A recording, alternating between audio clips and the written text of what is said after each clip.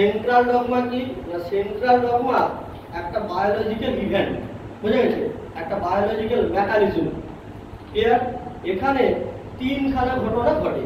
কি না, যে ধরো আমাদের সেলে যে ডিএনএ থাকে, এই ডিএনএ কি হবে, যদি রেপ্লিকেশন, প্রতিলিপিকরণ, ডিএনএ থেকে ডিএনএ ফরমেশন হবে, রেপ্লিকেশন। তাহলে দেখো ডিএনএ থেকে ডিএনএ তৈরি হচ্ছে, হলো। এটাকে আমরা কি বলি, এটাকে বলি auto catalytic property of genetic material, হলো। আবার ডিএনএ থেকে কি না আরএনএ ফরমেশন হয়। ক্লিয়ার? ডিএনএ থেকে আরএনএ ফরমেশন হচ্ছে, ওটা কি, ওই প্রসেসকে আমরা কি বলি গো, ট্রান্সক্রিপশন। ট্রান্সক্রিপশন। ক্লিয়ার? তাহলে এখানে কি হলো না, ডিএনএ হচ্ছে ডবল স্ট্র্যান্ডেড আছে, সেখান থেকে কি সিঙ্গেল স্ট্র্যান্ডেড আরএনএ ফরমেশন হচ্ছে, এটা ট্রান্সক্রিপশন।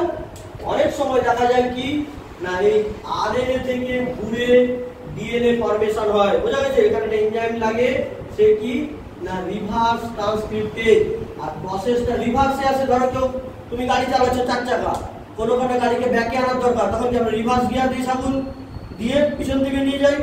তাহলে এখানে কিনা ঘটনাটা কি রিভার্সে যাচ্ছে, যার জন্য কি না reverse transcription.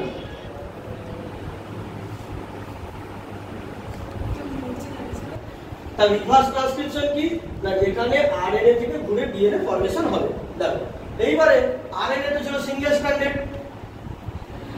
RNA single stranded, রিভার্সে কি হবে, এখানে যে ডিএনএটা ফরমেশন হবে, মনে রাখবে এটা হচ্ছে সিঙ্গেল স্ট্র্যান্ডেড ডিএনএ, বুঝা গেছে। একে কি বলা হয়, একে বলা হয় সিডিএনএ অর কমপ্লিমেন্টারি ডিএনএ।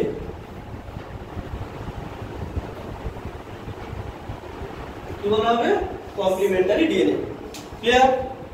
এইবার এই যে আরএনএ এর উপরে কি হয় না, অনেক জেনেটিক কোড থাকে, যারা অ্যামাইনো অ্যাসিড গুলোকে কোড করে প্রোটিন সিনথেসিস করে, প্রোটিন।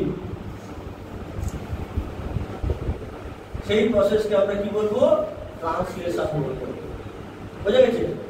ক্লিয়ার? তাহলে ডিএনএ থেকে ডিএনএ তৈরি হলো, ডিএনএ থেকে আরএনএ তৈরি হলো, আরএনএ থেকে প্রোটিন তৈরি হলো, একটা কি একটা বায়োলজিক্যাল মেসেজ কিন্তু যাচ্ছে, বুঝা গেছে। এই টোটাল যে মেকানিজম, এটাকে আমরা কি বলবো, সেন্ট্রাল ডগমা।